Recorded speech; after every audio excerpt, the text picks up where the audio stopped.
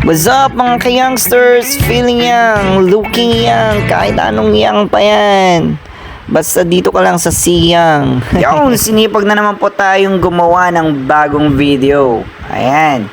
So, ayun bago nating guest, si J. Mark Gawiran, also known as Shanong Vlog. Yes, Shanong Vlog. Visit nyo pa si Shanong Vlog sa kanyang page. Yun, So, si Gawiran is matagal ko na rin tong ginugupitan almost, I think this year, January ata. Ewan ko, last year pa ba to, J. Mark? Hindi ko alam.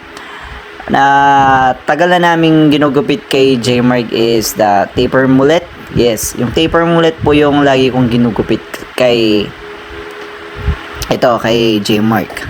So, pag-decided namin na magbago naman siya ng haircut ngayon, which is mid-fade. Yun, mid-fade and trim lang sa taas. Ayaw nyo nang masyadong So, ayun ang bilis ng natin ng video. Hindi ko kaya, ang bilis. Hindi ko kailangan i-explain lahat. Pero tignan nyo yung likod. Sobrang pulido, sobrang linis. Kung kayo yung mga gusto nyo i-clean cut talaga, this is for you. Sobrang linis. Parang papuntang kernel na to, J. Mark, no? Sobrang linis yan.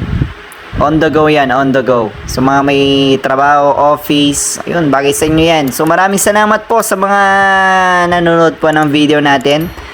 Mga mama!